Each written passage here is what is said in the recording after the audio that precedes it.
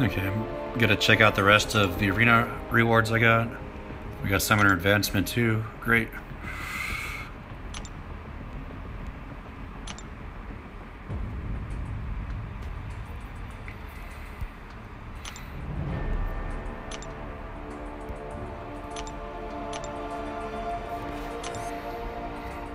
I haven't gotten to the intercepting quite yet, Dion. Hopefully the sound lag's gone. So I should be able to start doing that soon.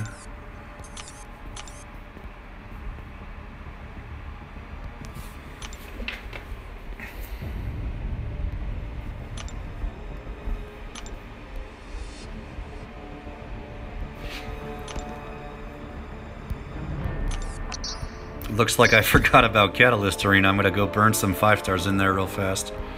Ah, crap.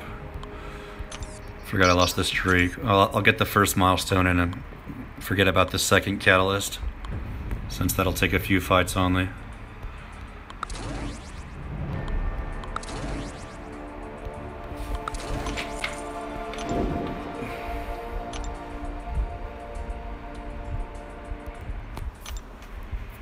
Still here, Sam. Just wanted to reset the game, get rid of the lag.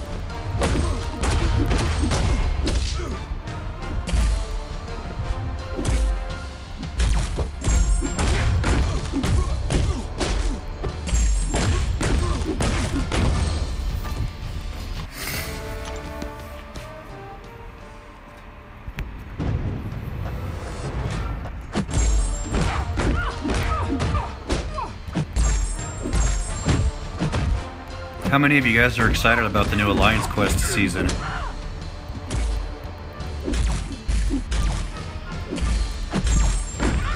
I think it's pretty cool that Kabam's increasing the Map 5 and Map 6 rewards as much as they are.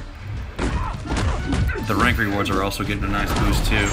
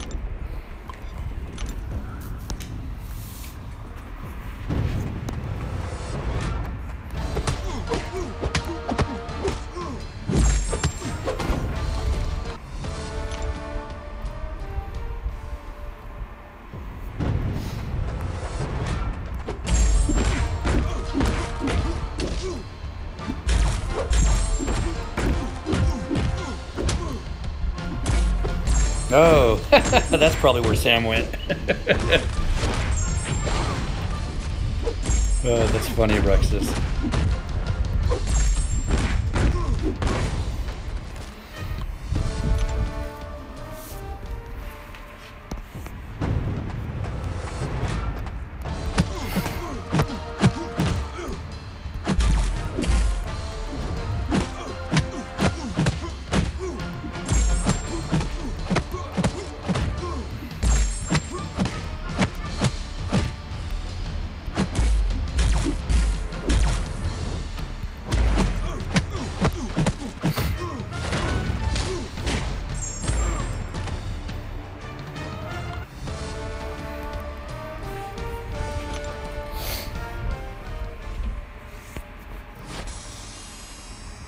It's going to be interesting now for Alliance Quest with different battle groups being able to run different maps. I was talking to a member of the Alliance WTF. I was with them before I came to BG4 after Hyperactive, and he was saying that his alliance, they were planning on doing having a different what's the word, of running different maps in each battle group. Now WTF has they were already like a top 150 to 200 Alliance Quest, or they were already 150 to 200 in the Alliance Quest rankings running map 5. But Grady had said that with the Alliance Quest rewards being buffed, what they were going to do once the new season starts is they were going to have one battle group only run map 5. They were going to have a second battle group do some map 6 and the rest map 5, and they were going to have their third battle group only do map 6.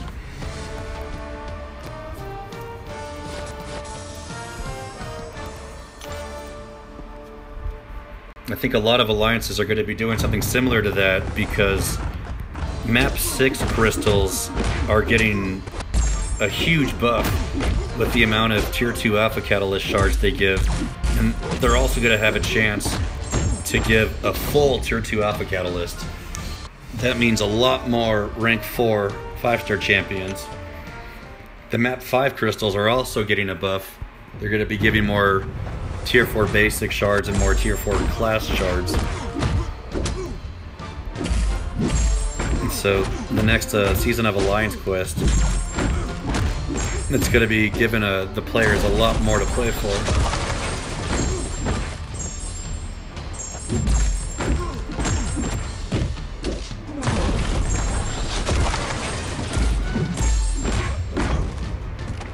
I'm not sure what guy you're talking about, Matthew. I'm trying to think of what other champion looks like Cable in the game. Can't think of it off the top of my head.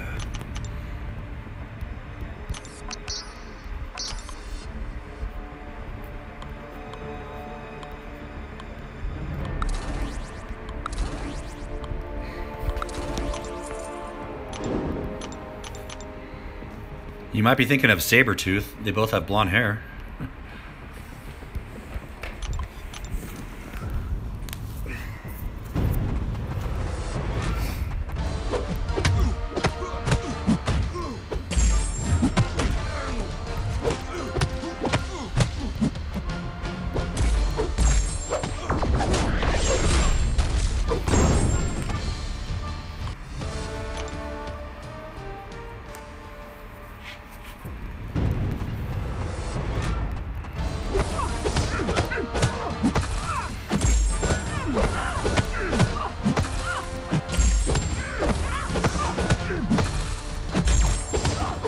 I wouldn't be surprised about that either, Abraxas.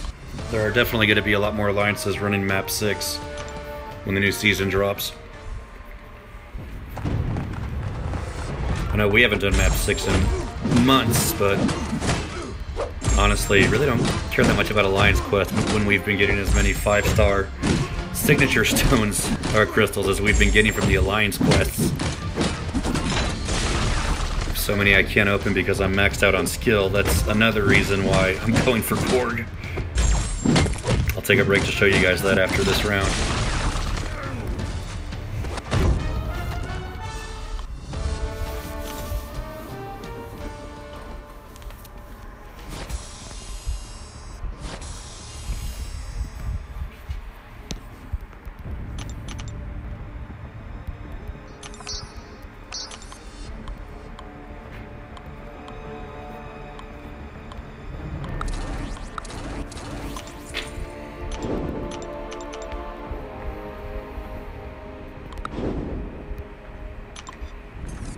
Okay, so this right here, this is why I was motivated to go for Korg.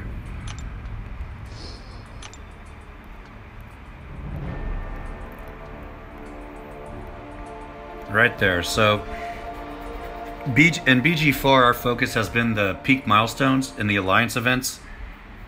We've finished top 3 in the completion in the group event every time. And I now have 76 signature stone crystals on top of, let me go to my stash.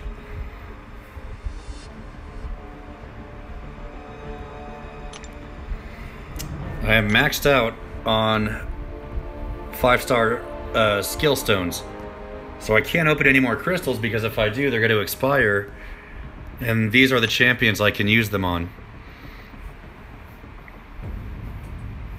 So none of these champions, not even Crossbones and Hawkeye, are worth feeding signature stones. Their signature abilities, they're not worth increasing. It's just a % chance to get rid of debuffs or do more bleed damage. Not that useful. So that's arguably the main reason why I'm going for Cork. I'm sick of not being able to open the signature stone crystals.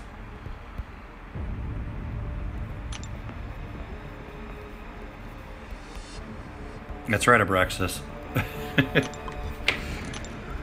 And it's been such a great change of pace, or such a great change of things, to not be stressing Alliance War like we were in Hyperactive. That really killed the game for us.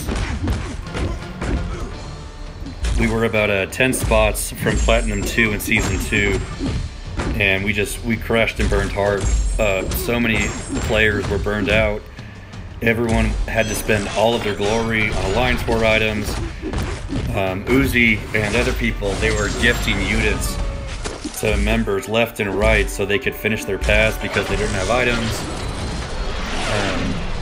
Dorky Dave made a video in the past week or two about why he left Slice'em, because of how much of a grind Alliance War was, and he made some of the similar points that I just went over. And for anyone who isn't aware of what it's like in the higher tiers for Alliance War, it sucks, man. I mean, unless you've got, 100K disposable income to throw away per year, or, you have 5 to 6 hours a day to grind to play the game for resources, Alliance War at the higher tiers is really, it sucks. It's a grind. The amount of stress of not dying and all that. I'd much rather be in an alliance where I have fun talking to my teammates and our focus is on something that doesn't require so much stress.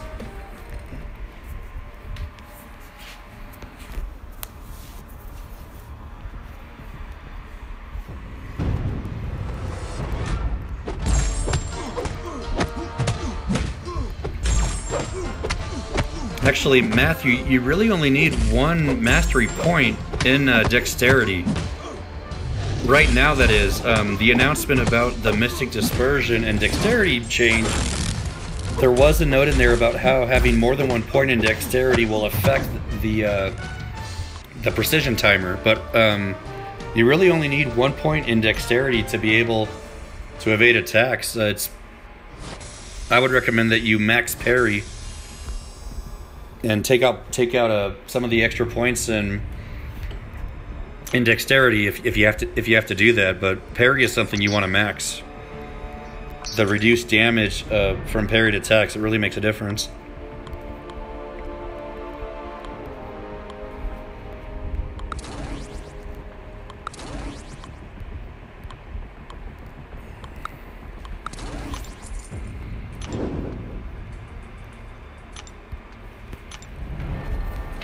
Yeah, you and Lavos have been killing the events, Abraxas. Awesome having you guys back, or awesome being able to play with you guys again.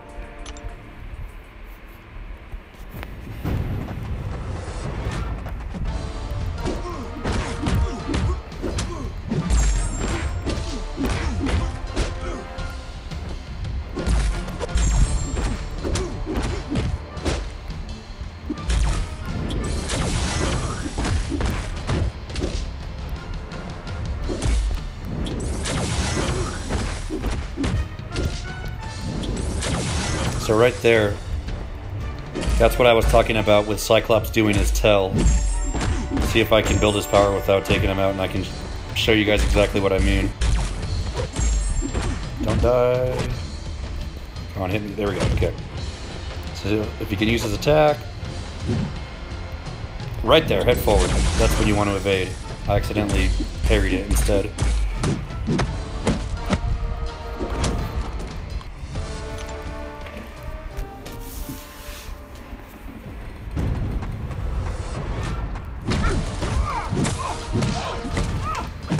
Is that you, Creeper?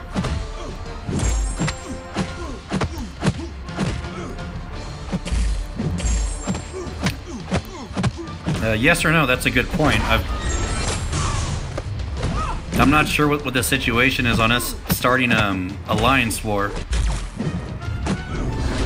I know we're taking a little bit of a break with the last season being done, but I didn't want to reset my masteries for suicides and then have to reset them again to place defenders. If it is you, Creeper, thanks for tuning in.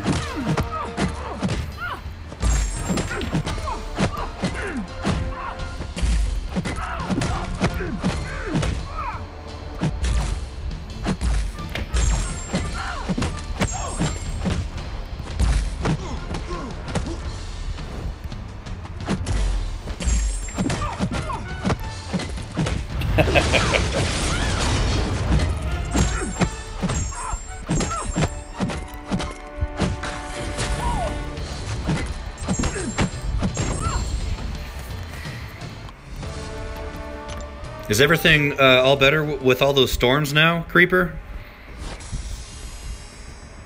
I know Uzi had showed us some of the news with, I think it was Hawaii, where you're living, that some of the storms were getting pretty intense.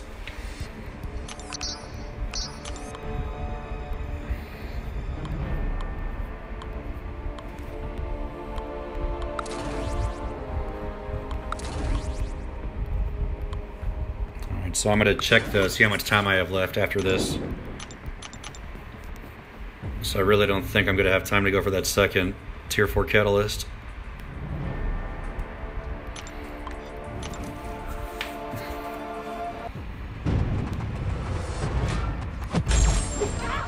I think that's Monkeys, that last comment.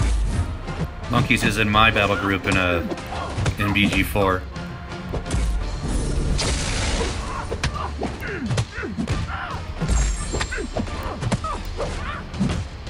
It's good to hear, Creeper. Sorry the storms are still going, but I'm glad you're safe now.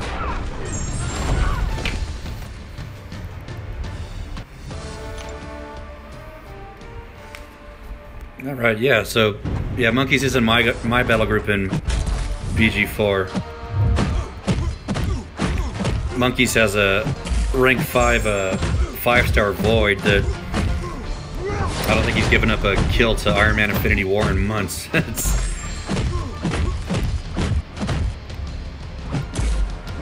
Monkey spent a lot of time practicing against him in Season 2 and got to the point where node 34, 38 or whatever, that crazy armor node, or any other node, no problem.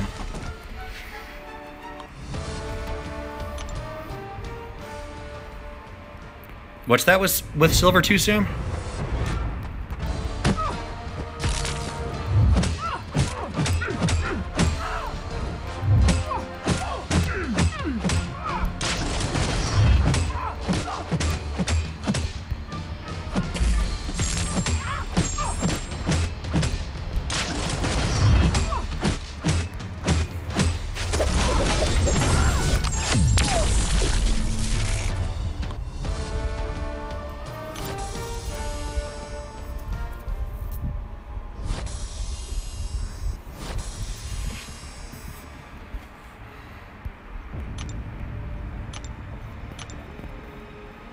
Yeah, not enough time to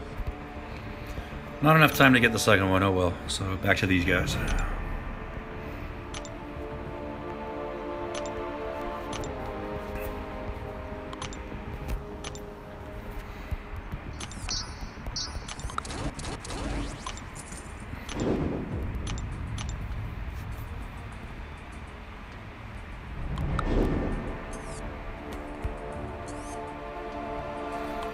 So Matthew, if you're still watching, you're about to see some of that utility that Abraxas was talking about with Luke Cage.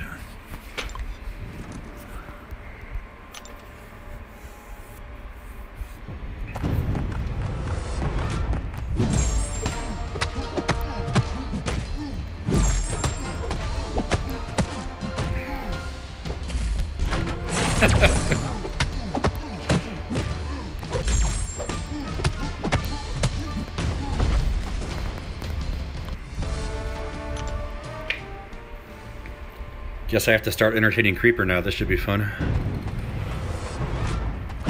Okay, so Matthew, if you're watching, so Hyperion has power gain, but look, he has 4 exhaustion debuffs on him. No power gain.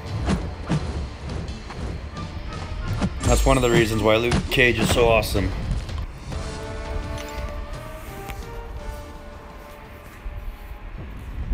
Thanks for bringing up the suicides comment, Creeper. I'll have those going by tomorrow, definitely, once we know what's going on with war.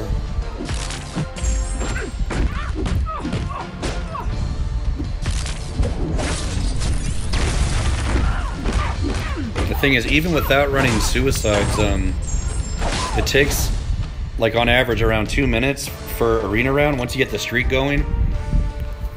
So that's, you know, if you have 60 teams to go through, that's the full 2 hours of for your champs to start refreshing. I don't have 60 teams of 4 stars, 5 stars, not even close. So even without running suicides, I mean, unless I'm using units like I'm doing right now non-stop, the suicides hopefully won't make too much of a difference, but I will have them going tomorrow.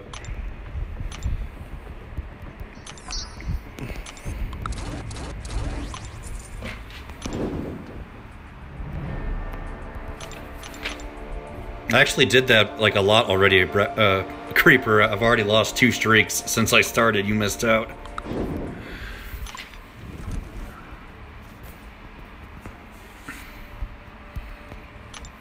Yeah, in about 10 to 20 minutes, I'll be deep enough in the 5-star arena streak to start showing how I practice intercepting.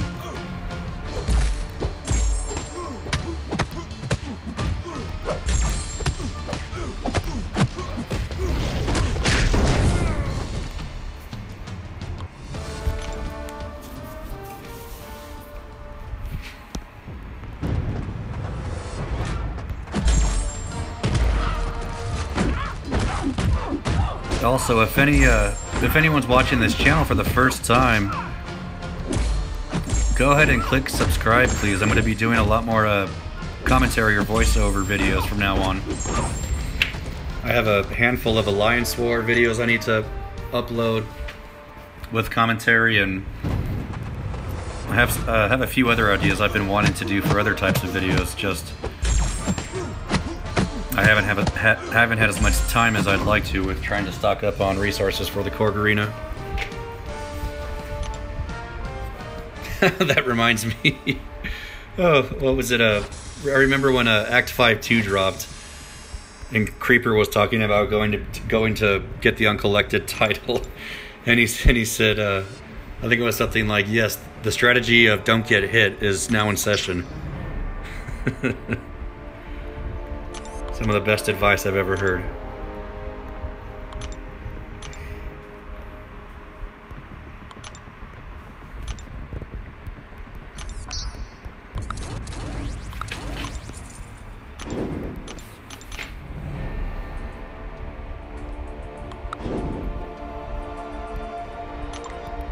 Okay, so if you guys look now, so I've got a win streak of 15, or over 15. And I got tough champions here, but they're at the same PI as the champions I'm using.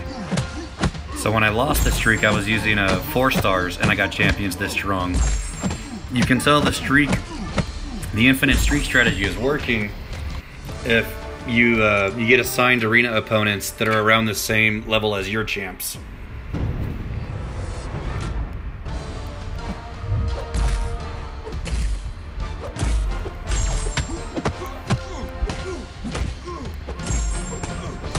Yeah, that Bane, oh man, when Bane first came out, that was rough. Also because I was using rank for 4 stars, but man, that node took a lot of practice. Dorky Dave made a video on how to fight Bane nodes. Excellent video. The video was a huge help for finishing Act 5-2.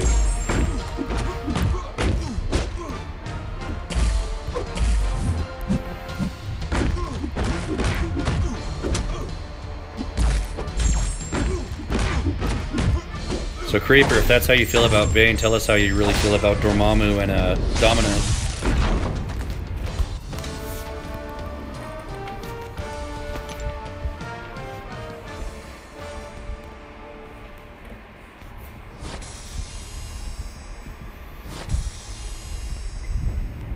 That's true. Yeah, Bane's not bad at all. If you can parry and there's no limber, Bane's not that bad, but put Mortal on that note and things can go south real fast, especially with Mystic Dispersion. But not anymore, starting next week. Hey.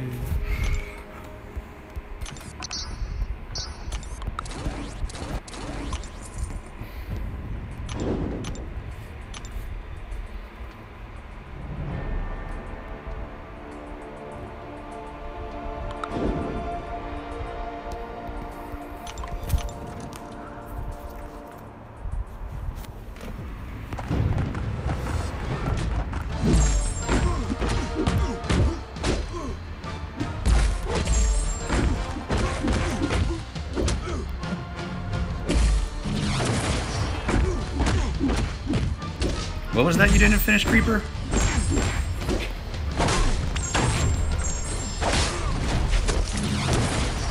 So, Kingpin gets overlooked a lot. His SP1 right there, the Black Ice, so it reduces defensive abilities by around 50%. Makes him useful against, like, you can see Superior Iron Man didn't regain health. Also makes him a good counter for magic.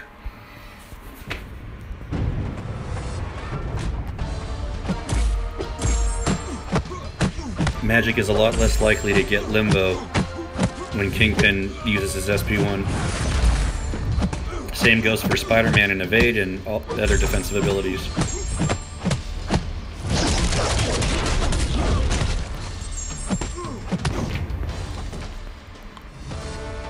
That's why you use Crossbones against Wasp, Dion.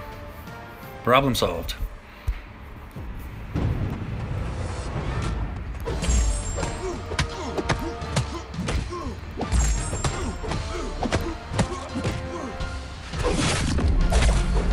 Right there, that's how you counterattack Blade's SP1. See if I can do it again. Evade the sword. Okay, I'm too far away that time, but you want to be at a distance where he gets closer to you with his sword attack, but he doesn't hit you. Then you parry the first projectile, evade the second, and counterattack.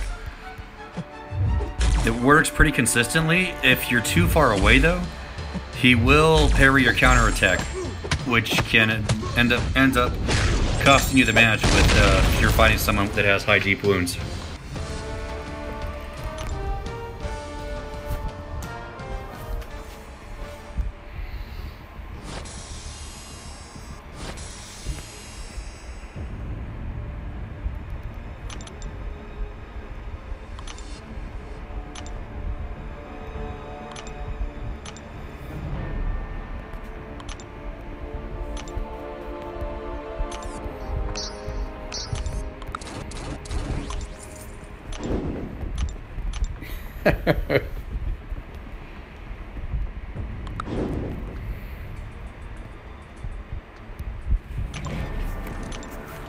Yeah, that's not a bad strategy, Creeper.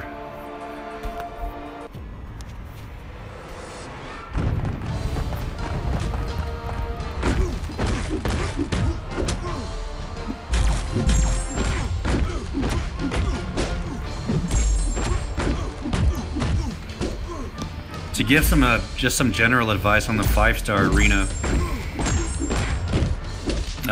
the first day is the most important day that you want to make sure you get your points in. I mean, obviously, like, you know, if you're working or whatever, you got family stuff, something comes up, you can only play when you can play, but I have found it easier if I score a decent amount of points on the first day, because if you don't score many points on the first day and then the second day, you find yourself playing catch-up.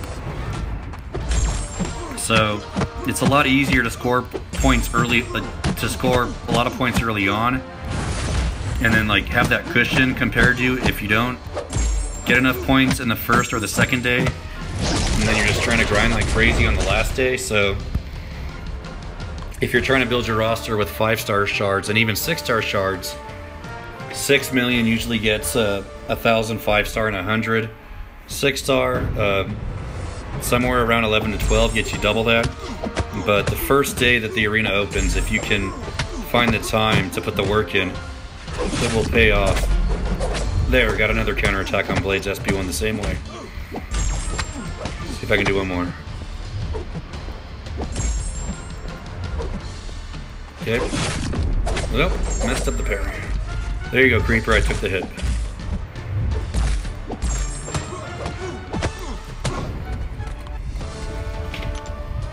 He called Dion a Pokemon, wow.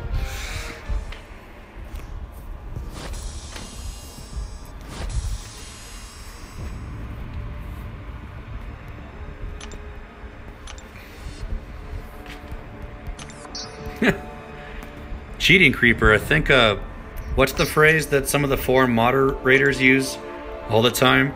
Sometimes what looks like cheating is just super skilled players. Or maybe more accurately, super skilled spenders.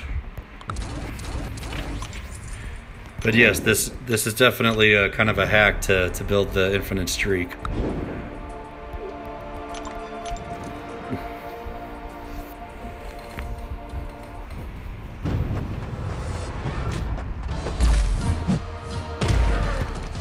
So you can see right there is Kingpin's heavy attack and dash attack follow-up technique doesn't work all the time. The AI will evade, probably around at least close to half the time. Crap.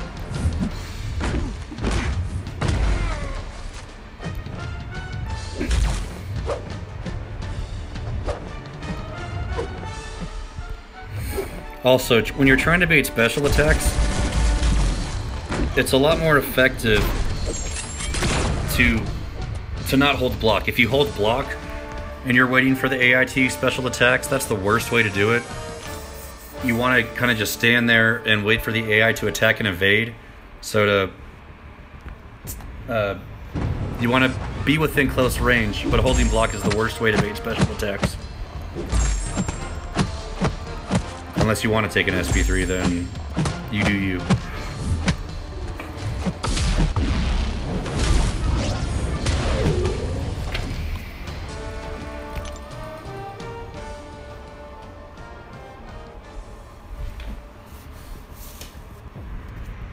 Anyone still watching, if you guys have any questions, Arena, Advice, Labyrinth of Legends, Alliance War, feel free to ask.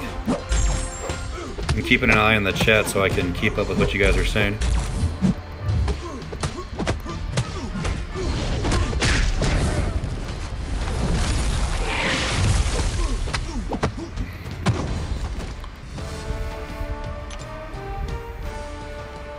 Six-star Kingpin is much better than the 5-star Creeper. I have the 5-star and the 4.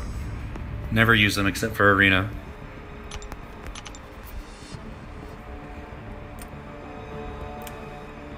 He's not the biggest attacker, but his utility, his defensive utility, and his defensive ability accuracy reduction, it makes him a decent attacker. Nowhere near like Blade, Gwenpool, or Killmonger, but there are much worse than Kingpin.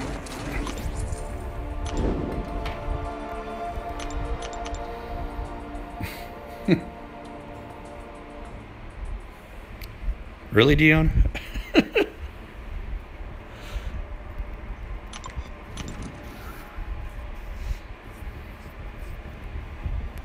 Oprah's not bad if you're watching Married with Children. That's the only time I don't mind when Oprah comes on.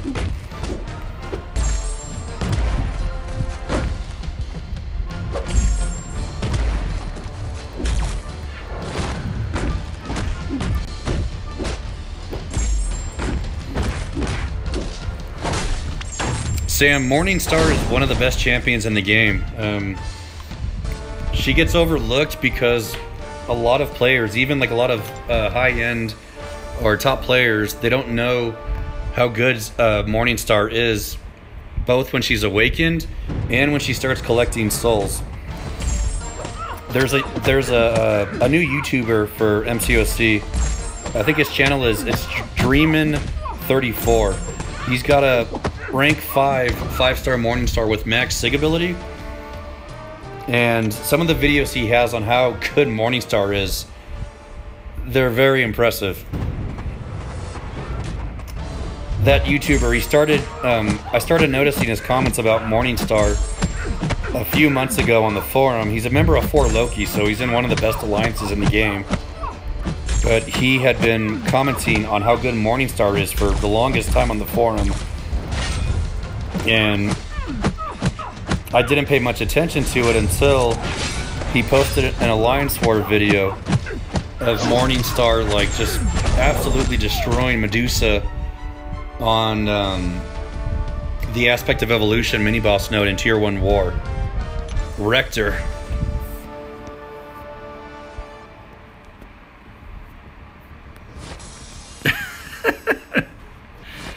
That's your loss, Dion. Married with Children is one of the best shows ever created.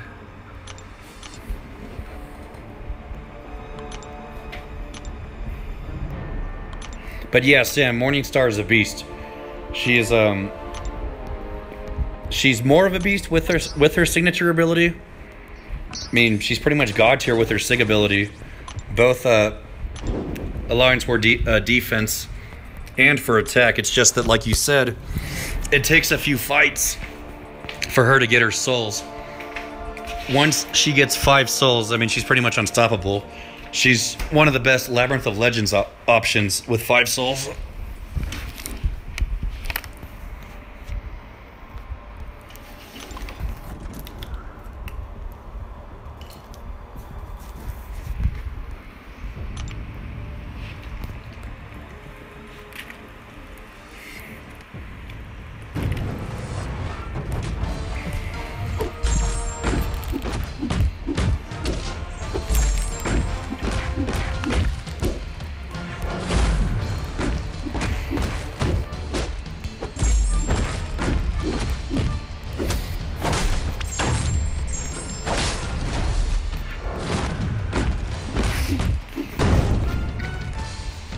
Creeper Mahi said your next 6-star is going to be Deadpool X-Force in 2 months.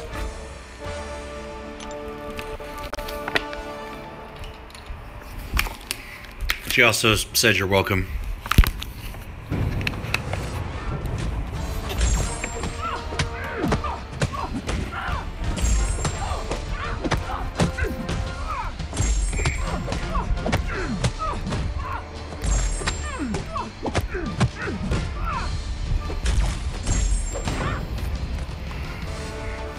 Okay, so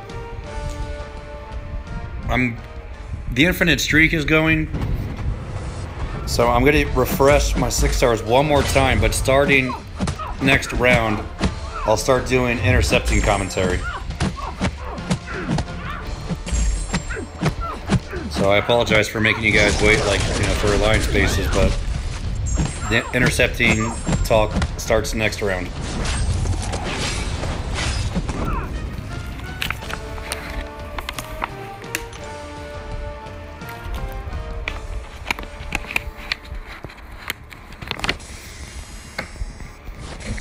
Road to the Labyrinth, Chapter 3 and 4. You need a very specific set of champions to get through it. Chapter 3, you need safeguard counters, Crossbones, Blade, Gwenpool, but, you know, if they're bleed immune or whatever. Crossbones is great because his defensive ability reduction counters safeguard.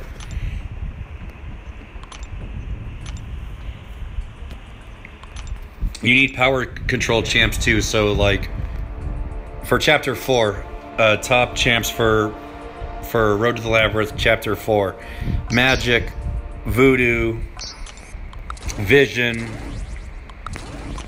Hyperion. I used a 3-star Hyperion for one of the Abomination fights in Chapter 4 because even the 3-star can hit pretty hard with his Fury and his Incinerate damage counter safeguard, and he has regeneration.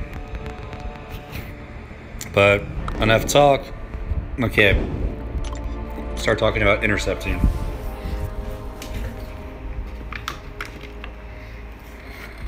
So the easiest way to intercept reliably is to get the AI in the corner. I'll see if I can do that.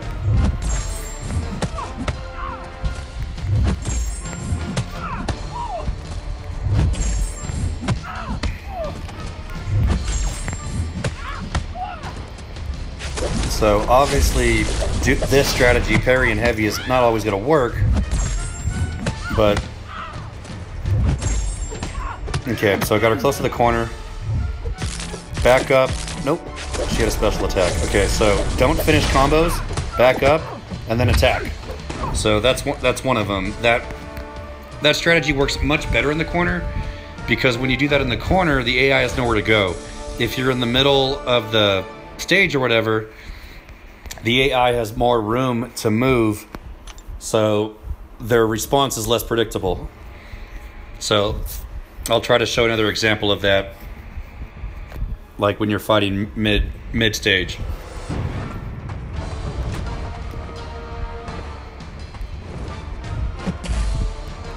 So I'm not going to finish the combo. Back up. There it is. Intercept. Back up. Intercept. Up.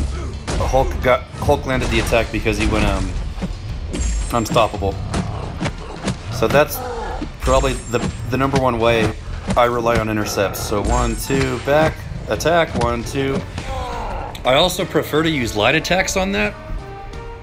If you use the dash attack, it can have a higher chance to land, because if you start your dash attack after the AI does, it'll land pretty much every time. If you use a light attack, the timing has to be more precise. They have to be in range. But there is one huge benefit of intercepting with light attacks, and I'll show you guys what I mean right here. So I'm going to try to do a light attack intercept too early and watch what happens.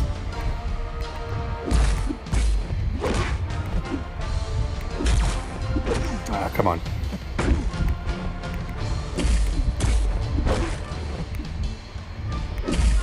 I'll try to do it a different way. So, light attack. Oh, come on. Kingpin has a lot of range. So, like, right there.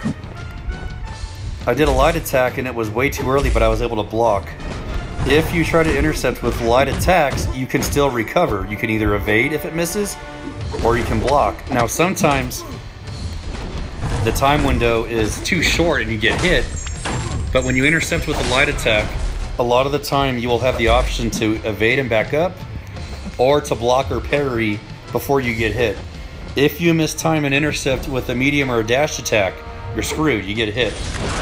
That's not the case with light attacks. So let me show you guys another way to intercept. I showed you guys where not finishing combos. There's a similar way to do it when the AI is blocking. So like this, attack, blocking, back up. Nope, didn't take the bait. So blocking, back up, boom, intercept again. See if I can get the goblin to use his. Okay, let's try that again. So the AI is. See if I can get him blocking, but no, we want to use heavy attacks all day. Blocking 1, 2, back up, intercept again, boom. It is much easier to intercept attacks when you don't try to do it from a standstill. That's the hardest way to do it, and it's the lowest percentage success way. So right there, I intercepted from a standstill. That's a very low percentage way to do it, because you have a lot less control over the situation. When you stop from finishing a combo, or when you get a few blocked attacks in, and then you back up, you're baiting the AI to attack you. When you try to intercept from a standstill, I mean, there's multiple things the AI can do. They can hold block, they can back up, maybe they'll attack you. But so that's some basics right there. I'm gonna go through the help button and show you guys a little more in a second.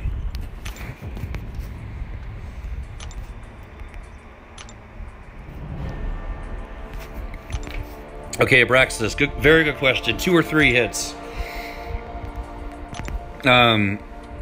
So with not finishing full combos and then backing up and intercepting, I've done a good amount of experimenting, like, okay, what about 2 hits?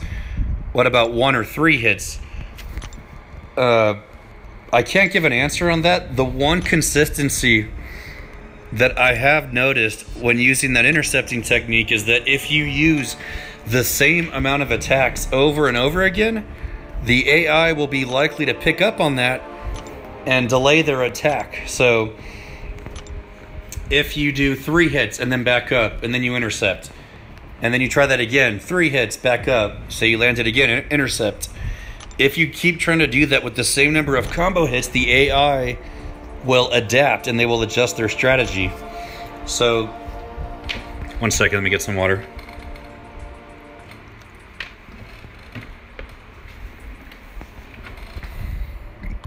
So, if you're using the technique of not finishing combos and backing up, the only thing I can say with any kind of confidence is mix up how many hits you do. So 3 hits, 3 hits, then 4, 3 hits, then 2 hits, then 3 or something. Just keep it random, because I would think that the AI is based on some kind of algorithm that is changes its strategy that takes some input from the player commands. So when you do the same thing over and over again, that's easier to read. So now I'm going to go through the rest of my 5-star champions with at least 1 rank 2 or higher, and then rank 1s to try to avoid the death squads. Tanny, cut off for 4-star Korg. Probably at least 14 to 15 million. I think Iron Man, Infinity War, and Domino have been 2 of the higher 4-star champions recently. Domino was around 13 both times. I think Iron Man, Infinity War was around 13 to 15. So that would be 4-star Korg. My guess is 14 to 15 plus. Do 16 if you want to be safe. Yeah, Creeper, it takes a lot of practice. Oh, sorry, it takes practice, and you just... Thanks for that comment. So let me show you guys something about what I just said about that technique. When you... let me pause it. When you choose to dash back to set up the intercept is very important. So watch this. Boom, boom, boom. Dash up early. Okay, I got it there, but sometimes it doesn't work like that. So... wait a little longer. See, he didn't take the bait. Now I'll wait even longer and let's see what happens. Yes, okay, so right there, that third example, I have had the most success when I delay backing up to bait the intercept as much as possible. So the way that I try to time it is when I stop attacking the AI, I want to back up just before they fully recover. Now, the first example I showed, I backed up pretty early, and Thor took the bait, and I was able to intercept. So again, that may also tie into, don't be predictable. Don't do the exact same thing over and over again. Back up late? Nope, didn't take the bait that time. So again, it's random. Now the AI's in the corner. You do not want to try to intercept when they have power, or when they have a bar of power, because they'll use their special. If you back up to try to bait an intercept and then attack, you can get caught with a special if they have one to use.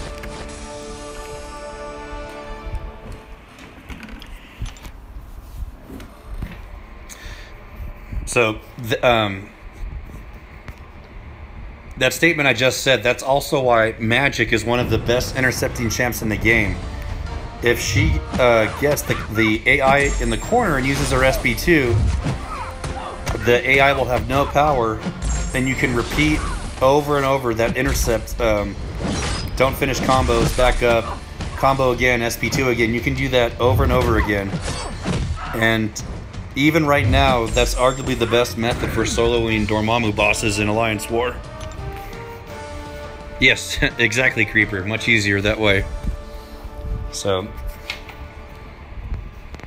let me see if I can show you guys why I don't like intercepting with I'm not going to do it this fight because Ghost Rider's attack is going to be pretty high for my rank 1 Storm. But next round I'll show you guys why I don't like intercepting with medium or dash attacks.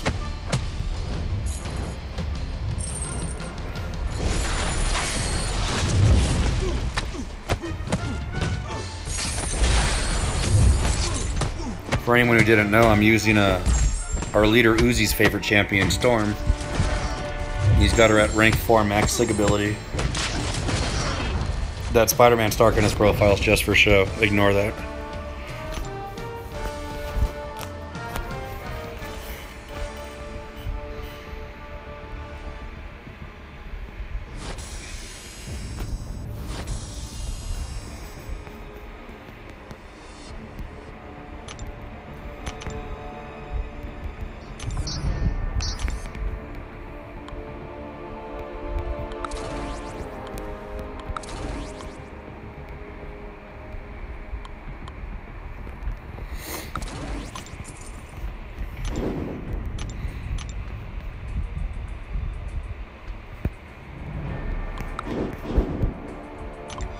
Okay, so I'll show you guys why I do not like intercepting with a medium attack. I'm not trying to say never, you know, don't ever do it, but this is why I don't like it. See? Sabretooth backed up, and I had no way to get out of that situation. Let's see if I can show a better example. Again, evaded the intercept, and I was stuck. Right there. Okay.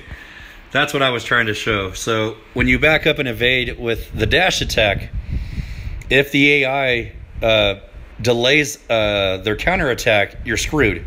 You get hit, depending on the situation. Say you're fighting Spider-Man Stark with 10 poises. One combo and you're done. Say you're fighting an Alliance War boss with, you know, 7 to 10,000 attack. You do that once, you're KO. So that is why I prefer to intercept with light attacks, because if the AI doesn't take the bait, delays the counterattack or whatever, I'm able to get out of the situation a lot of the time.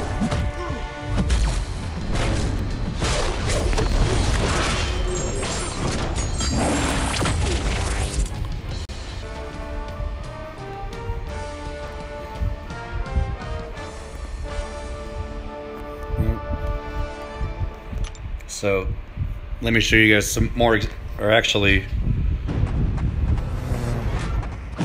me show you guys some more examples. Right there. Okay, awesome.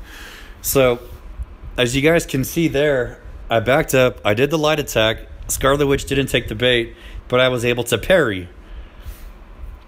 You can't do that if you intercept with a dash attack. When you intercept with a light attack, you have that option sometimes if you expect your intercept to fail. So what I did there, that's not about reaction time at all. That's about expecting the AI to not take the bait on the parry, and right after you do your light attack, you tap block. So maybe that's kind of a cheat, a bug, or whatever, but it works. There's another YouTuber that made a video of this a few months ago, and he calls it the safe intercept. Perfect title for intercepting this way.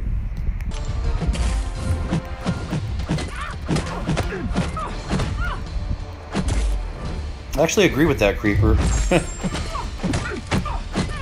Arena is pretty easy to play with one hand if you have the right device. Once you get the infinite streak, the AI is the same thing over and over again. Parry, attack, back up. Parry, attack, bait special attack, rinse and repeat.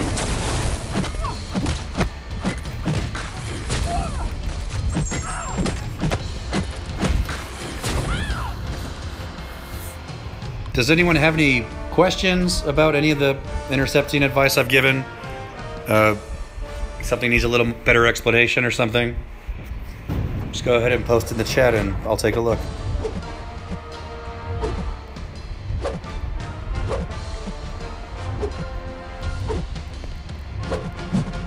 Crap. There we go. Almost got 10 poise.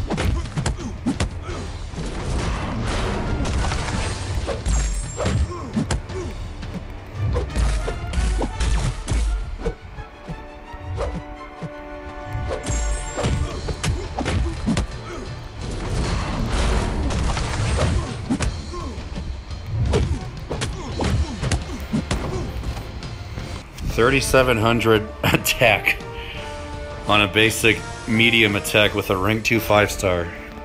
I wish I had the tier 2 alpha to rank Sparky up.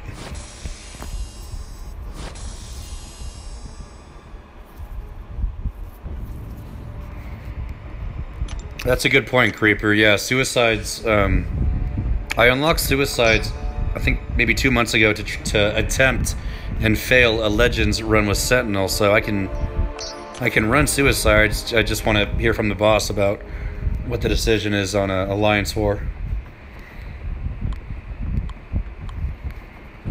Okay, so here to avoid arena death matches, Magic is rank 2. Magneto and Colossus are rank 1. They all have synergy, so that helps the total PI.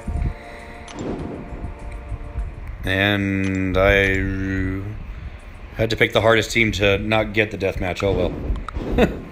At least I'll get more points if I don't lose the streak. Oof, this is a tough one. Let's try that. Drive safe, Abraxas.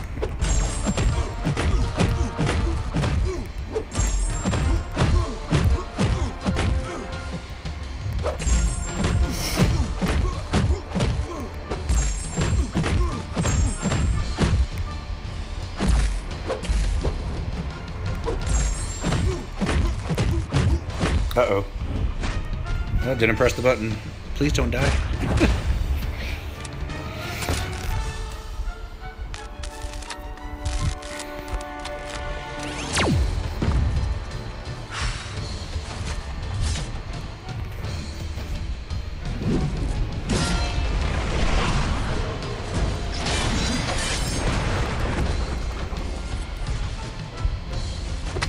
Crap. Still going. Thanks, Creeper.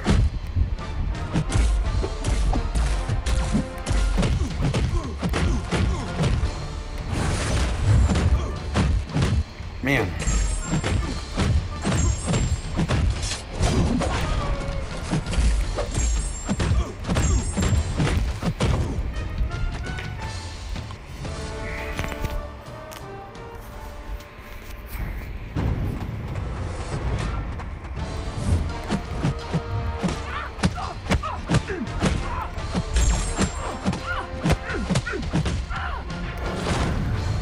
Yeah, this is going to be a long fight. Colossus, rank 1 Colossus against rank 4 Captain Marvel.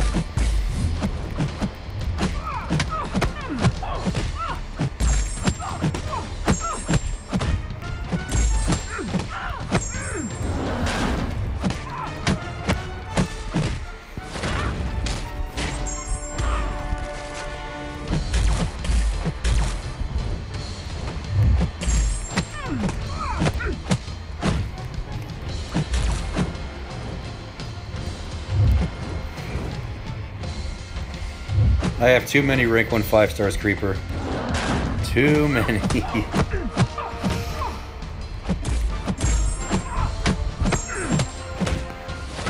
think in the past few weeks I ranked up enough 5-stars to have enough teams of 1 rank 2 and 2 rank 1s to help avoid the death squads, but yeah.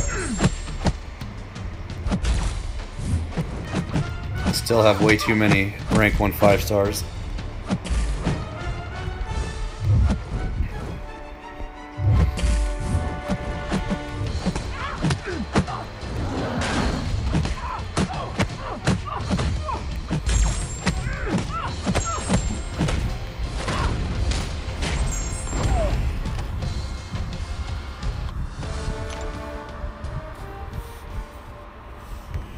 Man, that sounds awesome. Now this fight, we might have trouble if Quake charges her stupid heavy attack. I can stun Magneto. A full combo by a rank 4 5-star. A lot to take for a rank 1. Oh, okay. I just remembered one other thing I wanted to give for advice. So for everyone still watching, when I get an easier round, I'll try to show the best way to parry Iron Man Infinity War. Been wanting to make a video about that, but haven't got around to it yet, but there is a way that's somewhat reliable for parrying Iron Man Infinity War that can be useful since his dash attack can only be parried by Proxima Midnight.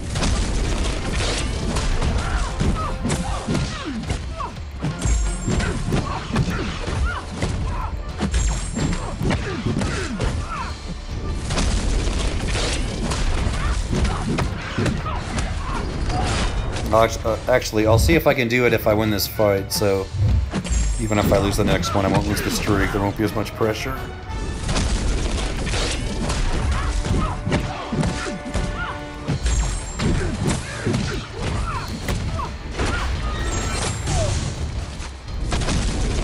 There we go. Okay, so next round, I'll show you guys a little trick to parrying Iron Man Infinity War.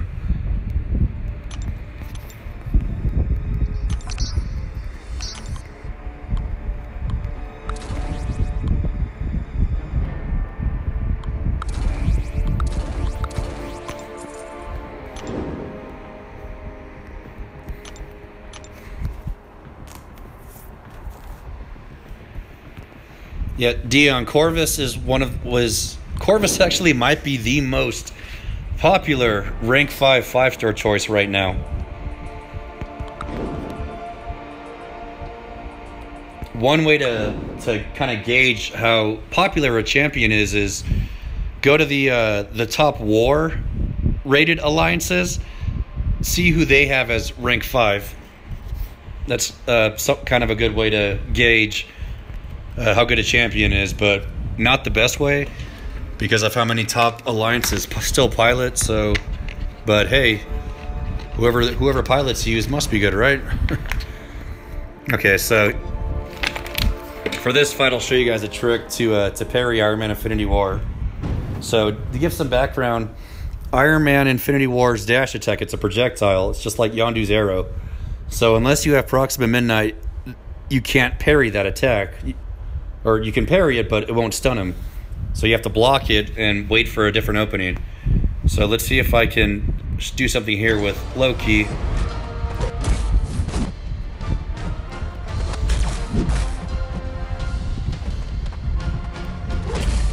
on. Let me create some space and see if I can do this a bit better. Of course, no, we want to use heavy attacks all day because I'm Cyclops, the most effective champion in the game.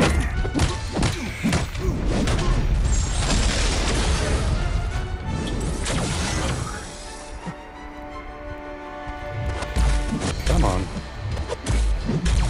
Not working very well right now. Hey, heavy attacks for everyone. Alright, I'll try it next fight.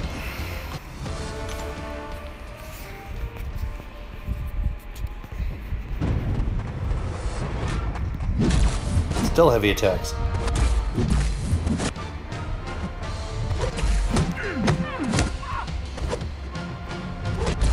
Oh, man. I guess that's how you use Cyclops effectively. Heavy attacks is the key.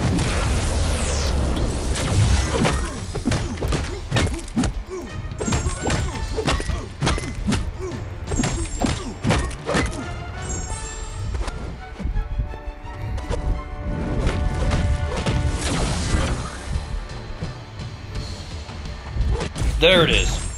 Finally, that took freaking forever. Okay, so what I did there was I was holding block for Cyclops' dash attack, and then I parried his second combo hit. So if you're fighting Iron Man Infinity War, block his dash attack projectile, and then you can parry one of his later combo hits if you're fast enough.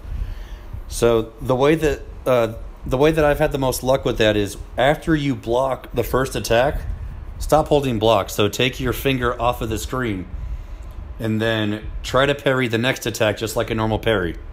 It takes a good amount of practice, but if you get used to it, that can be very useful for parrying difficult Alliance War defenders.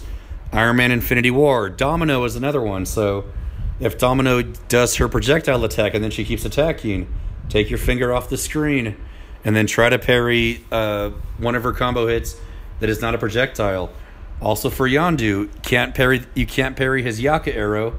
Keep blocking and then try to parry one of the next combo hits. Takes a good amount of practice, but it's worth practicing. Can be a difference maker in Alliance War and other game modes.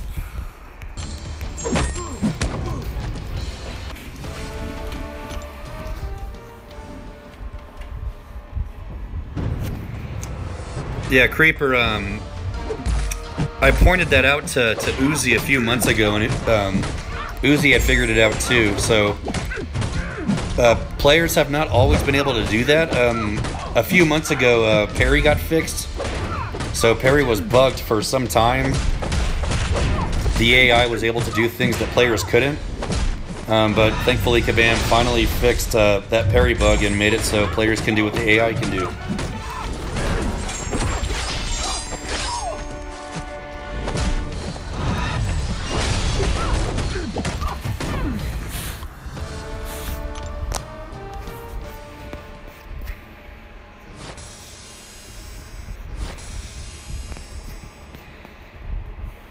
So I'm at 4.5 million right now. When I went all out for Hyperion, I think I did 12 million in the first 24 hours without using units. Gonna need to do a lot better than that if I want to have a shot at Korg. So I'm trying to pick, here we go. No, I used Karnak, so that synergy's gone. So let's do... Trying to pick my 1-star or my rank 1 5-stars based on synergy, give a little PI boost.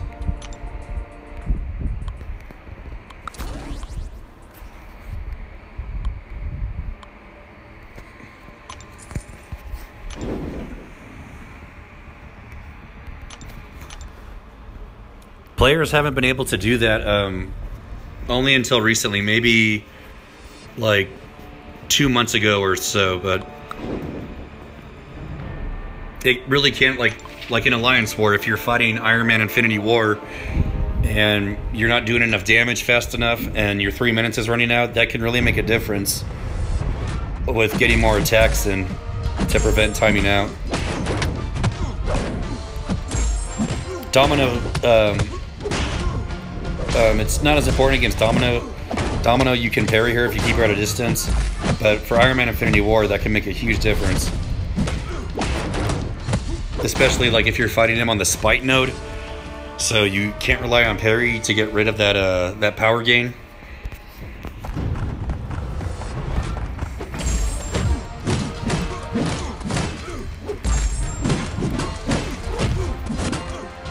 I don't have a 5-star Iron Patriot Dion, so that's why I've been saving, you know, my tier 2 Alpha Catalyst, so when I do pull Iron Patriot straight to R4. Yeah, meanwhile in the real world...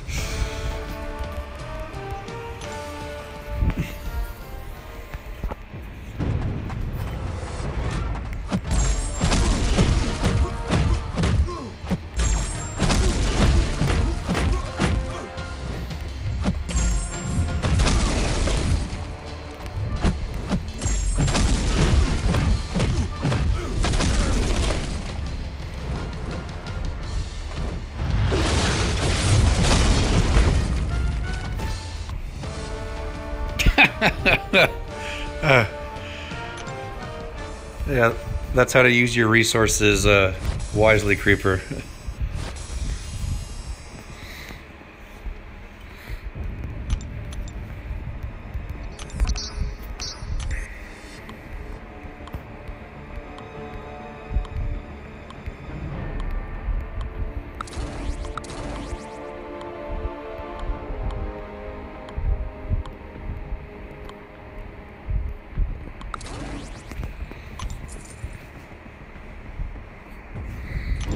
So, whoa.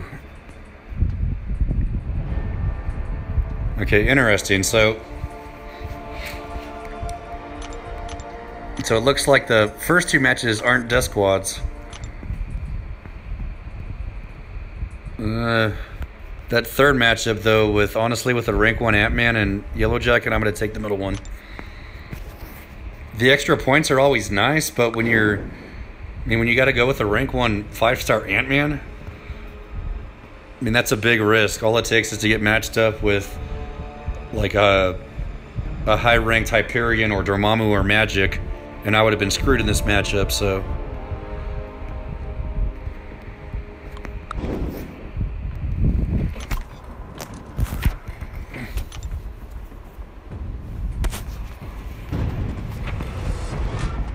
Yeah, Quake is phenomenal for Arena. She's also very good for other game modes, though. I'm not as much of a fan of Quake as some other players are. Oops, looks like I need to charge the phone.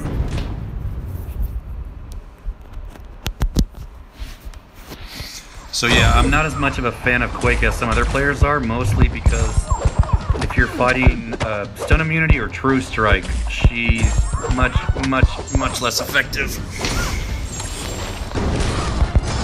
But Quake is still easily demigod tier, in some situations god tier. It's just that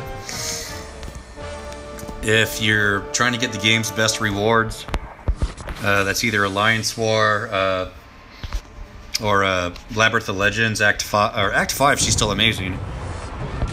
And since I mentioned the game's best rewards, Quake does have pretty good prestige. So if you can get her signature ability high, that's going to help your AQ prestige. So she definitely has her perks. I'm just not as much of a fan of her as some other people are.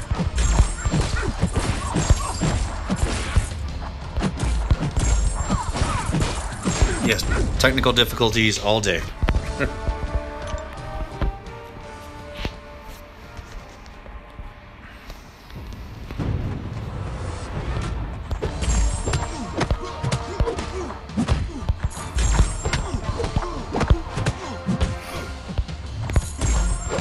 If you guys have any requests for a video, or like for something you'd like advice or help with, or you have questions about for Marvel's Consistent Champions, go ahead and let me know. I've done some videos that aren't gameplay videos.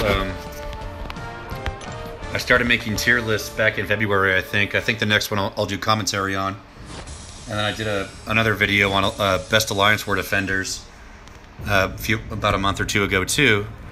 So the next time I do videos like that, I will be doing commentary. But if you guys have any suggestions, feel free to let me know in the chat.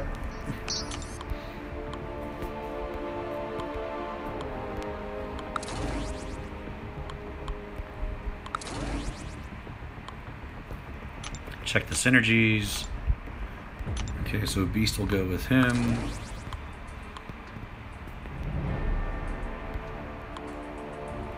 We'll put a Black Panther in there since he's not the best attacker. Man. Go with the middle choice again.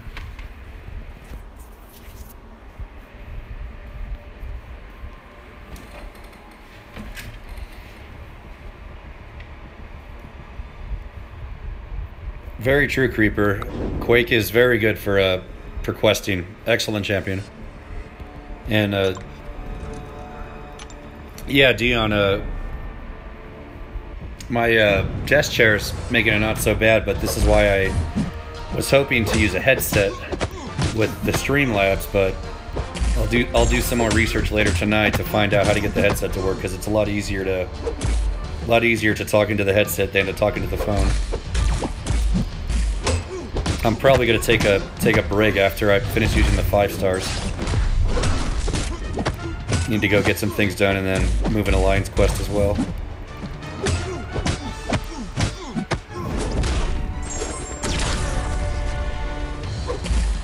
And yes, Creeper, don't forget to press the help button. I'll pay for your therapy on that one since you have Android.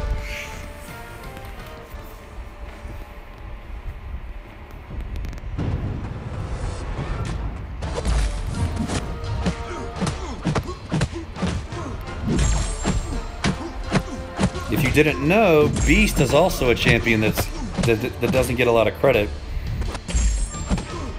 I'll show you guys something that you may not know about what makes Beast, what gives him some pretty good utility. So watch what happens after I use Beast's SP2. Watch how slow Wolverine gains power when I attack him. So, when Beast goes into... he gets that blue icon into whatever the heck mode it is, he reduces enemy power gain when you attack them significantly. The AI barely gains power when you attack them when Beast has that little blue armor node up. And he gets that node by using his SP2. After you use his SP2, you can go back to the freestyle mode. I think that's what it's called, by using his SP1, so... Beast is actually a little more complex than a lot of people give him credit for.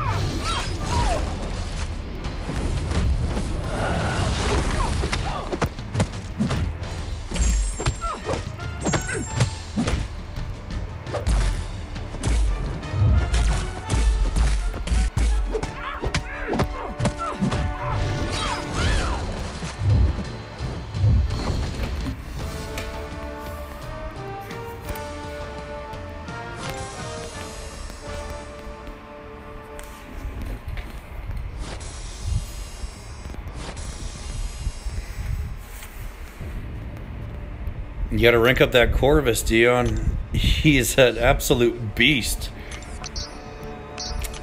I thought he was gonna be a good champ when he was released, but I had no idea he'd be as good as he's turned out to be.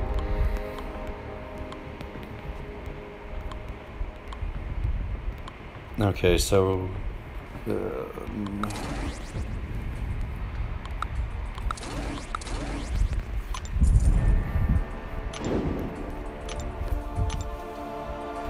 hope you get Corvus in the basic arena when he comes out, Creeper, because even at 4-star, get him up to rank 5, he hits very hard. And looks like I might have messed up here. No, at least they're rank 1 6 stars. Could be worse.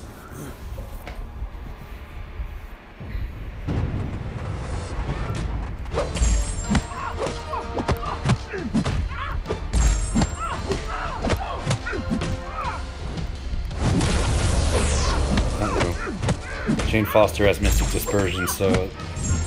and she just parried a heavy attack because... I'm gonna need to get her at close to no power when Old Man Logan gets all those buffs coming in. And here they come.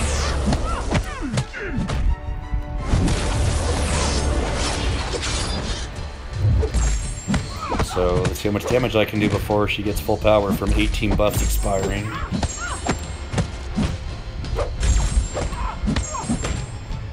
Got lucky there, but oh, it's gonna be close. I don't think I'm gonna get the KO.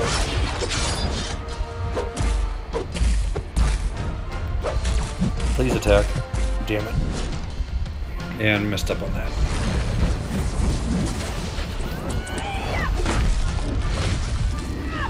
Now, let's see if Assassin can save me.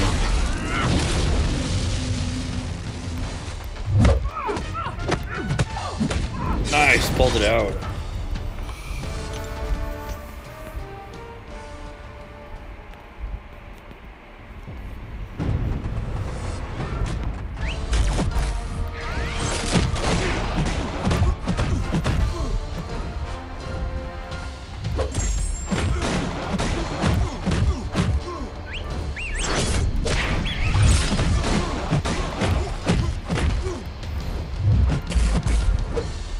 Pretty big to get that win with Old Man Logan, because Domino should be able to get the win against Yondu.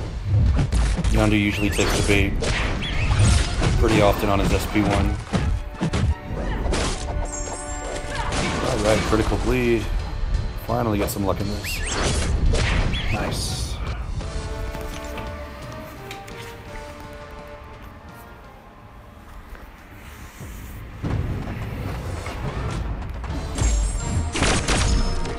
Now this one's gonna be trouble if Red Hulk doesn't take take the bait on his specials, because he's gonna be hitting real hard when he starts getting those heat charges. Oops, finger slipped. I can't use Cable's SP2 because it inflicts Incinerate. I don't want to give him power or whatever it does to Red Hulk. So far, so good.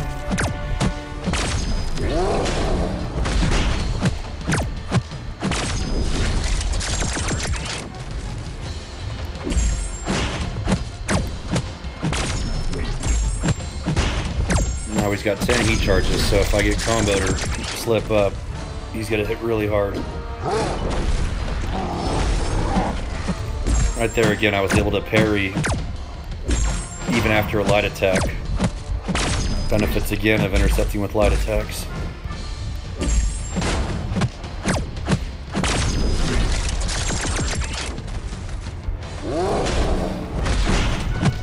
Man, you really gotta love when a when a single arena fight takes as long as using Star-Lord in Realm of Legends, right?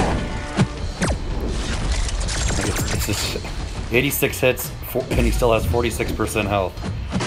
Man, Realm of Legends with Star-Lord, it takes less time than this.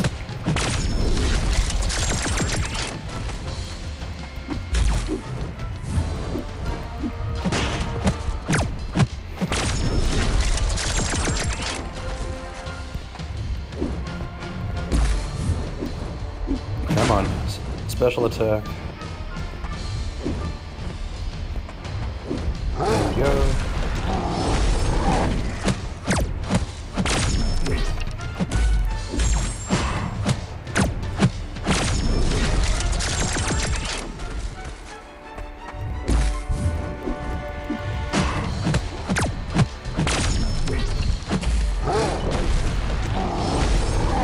It'll be over 150 hits.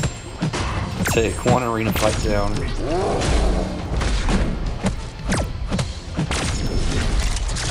Jeez. 161, man.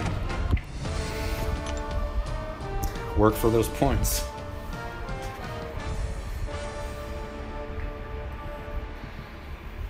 So that is one of the benefits of when you get the wins when you're outmatched in arena, the extra points.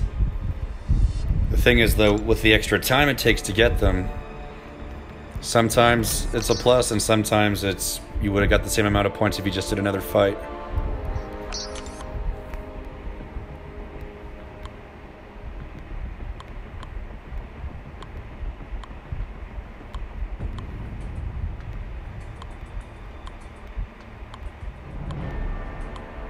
Okay, so how do I want to do this?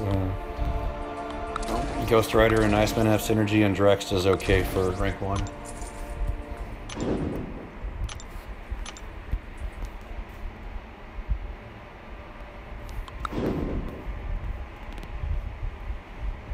Put Ghost Rider against Iceman since he's got regeneration.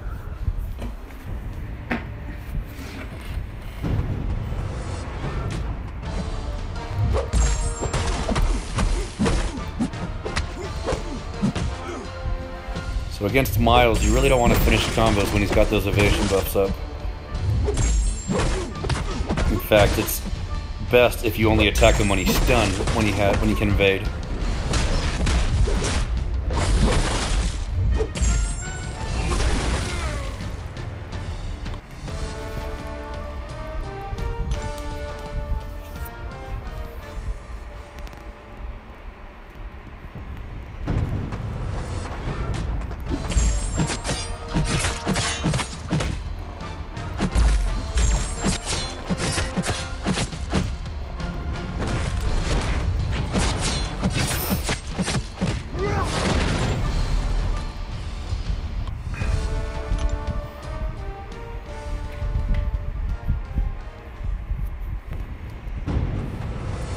So I duped my Ghost Rider from a featured crystal a few weeks ago. Now, Ghost Rider's definitely one of the best champions in the game. It's just that you need to know, or need to learn, how to best time his inflicting his different judgments to get his... What the heck? I thought I had this charged.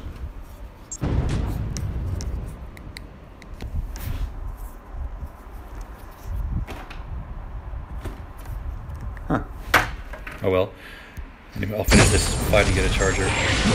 But you want to learn how to time Ghost Rider's different judgments because based on the order you do his judgments, they last longer. So the first one is the shortest, the second one is the next longest, and then they get longer and longer after that. So here, there I got his regeneration judgment for his third one. So his regeneration's going to last much longer compared to if I had done that for his first judgment.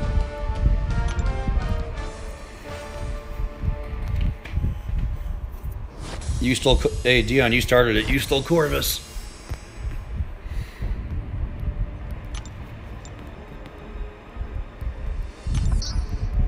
So after I finish going through these 5 stars, I'm going to take a little break. I'll be back on later tonight. How do I want to do this?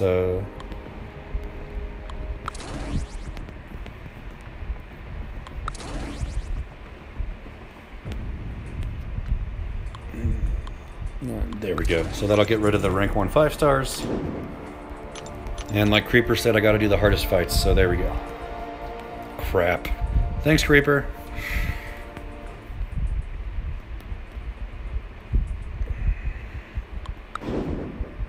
Now this should be fun.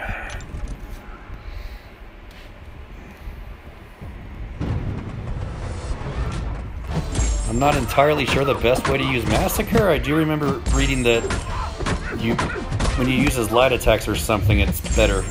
Like 4 light attacks.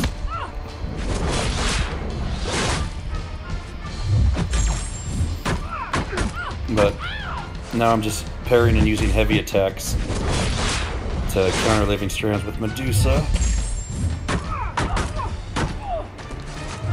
Keep using those light attacks, maybe something special happens. And then the famous L2 that's supposed to...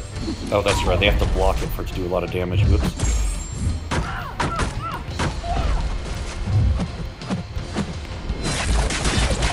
So, when Medusa uses her SP2 at close range, you have to block it. If you try to evade it, you can evade the first attack, but then you'll get caught. So if she uses her SP2 at close range, take the blocked hits. Otherwise, she does a lot of damage, and then you get stunned to get comboed again.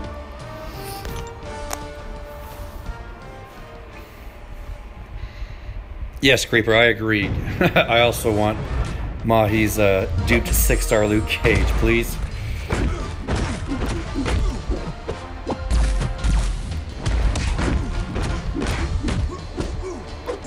See if I can bait Sparky's SP1. Really don't want to deal with his SP2. You can fully evade it, but the second and third web, the evade timing has to be precise. Thank you. Thank you. Got rid of the AI. And now we'll reduce the accuracy of Sparky's evade, since you get that black eye so crap.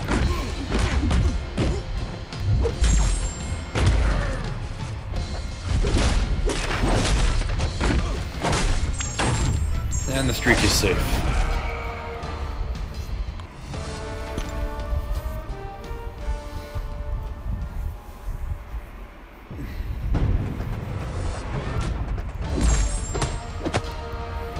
So when you fight Juggernaut and Unstoppable Colossus, when they have Unstoppable, you can often get an attack in after you parry before they hit you, so I'll wait till he goes Unstoppable again.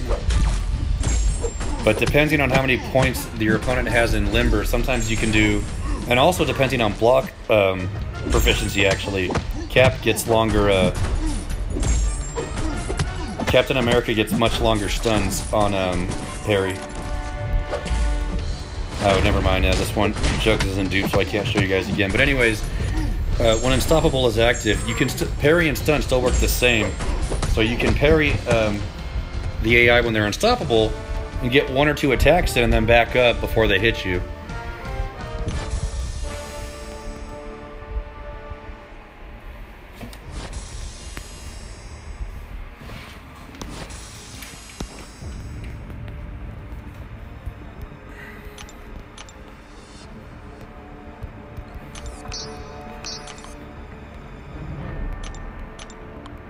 Okay, so we only got 2 more fights and then I'm taking a break.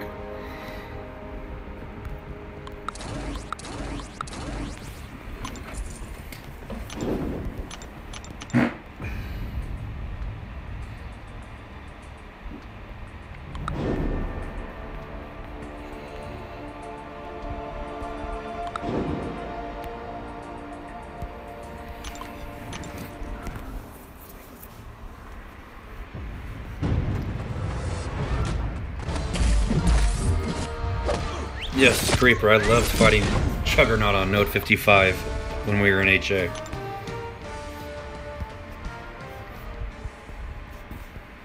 Not really, but that was a hard fight to get used to. Voodoo's power burn was the key to getting that mini boss solo.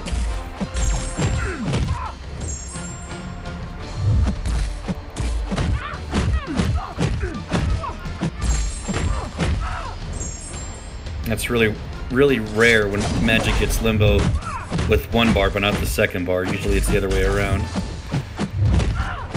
I'm gonna get her to use a special attack so I can use Rogue's SP 1 or 2 when Limbo's not active. Again, right there, tried to do a light intercept. The AI didn't take the bait, and I parried with Rogue. If I tried to intercept with a medium attack, I would have gotten comboed.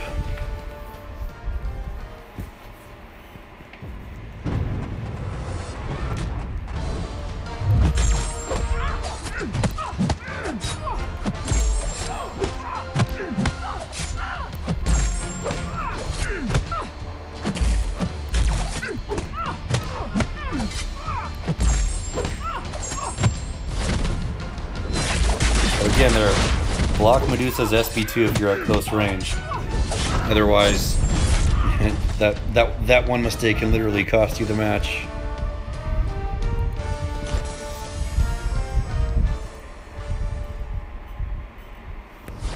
You're not going to put any points back in Mystic Dispersion, Creeper? Not even for magic?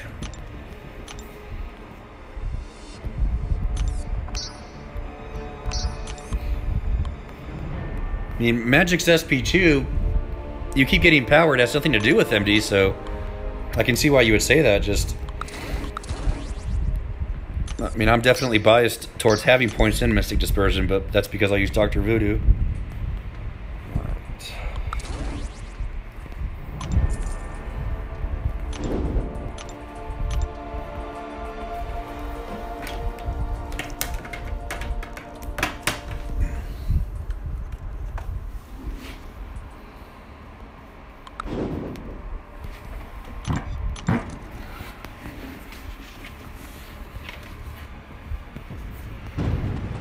So after this fight, I'll show you guys where I'm at with my catalyst inventory. It's another reason that I'm choosing to play way too much arena to try to go for core. Uh-oh. Crap. Hood's SP3 can do a ton of damage. I think it's based on how much power his opponent has, which I don't have much, so that might be good, but hopefully not too much bleed damage here. Hood's a very underrated champion. I mean, everyone knows he's good, but Hood's full potential, a lot of people aren't aware of it. His SP2 does 65% ability accuracy reduction. I'm not sure if it's offensive and defensive, but at least one of them. He has a power steal when he's duped, the invisibility. Hood's a very, very good champion that often gets overlooked with how stacked the Mystic class is.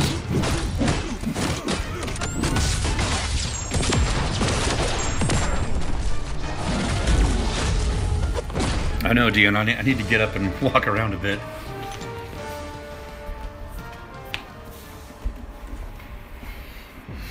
So after this fight, I'll show you guys where I'm at with Catalyst, how far I can actually take Korg up, if I'm lucky enough to get him.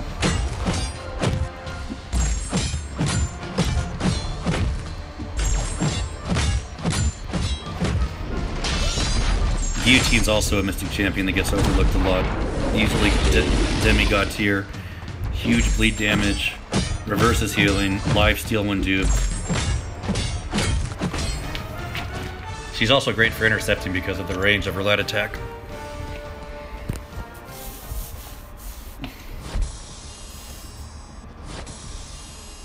So, if you guys look, I had 15 wins before I lost the streak, so I've got 51 wins for 5 million, and that's not even close to using 6 stars for all the fights. That's how players that score the top 150 in Arena, it's not about having time, it's about having the units to refresh 6-star champions over and over again. You will see players that consistently rank in the top 150 that have an top arena streak of 400 to 500. So compare that to, you know, other players. Like you look at Brian Grant, one of the most dedicated arena grinders in the game, has a streak over 1,000. But the players that are getting the featured 5-star champions from arena consistently, it's all about using those units to refresh the 6-star champions.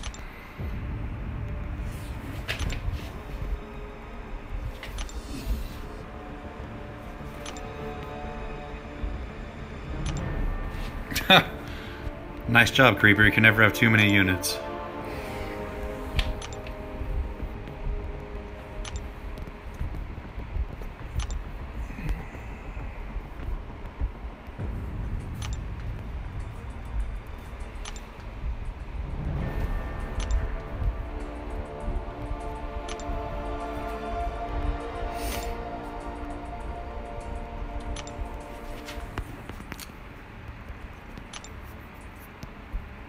I was thinking about that on the final day, Creeper. There's a good chance that I did that for Hyperion. I grinded arena for 24 hours straight.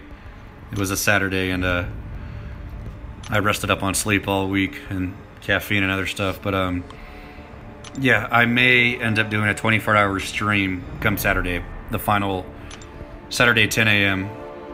Pacific time for the last 24 hours.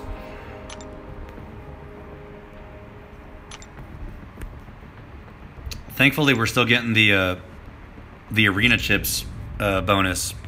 If you look here, we got it for another 20 hours. So yes, we are getting extra battle chips. Good point, Dion.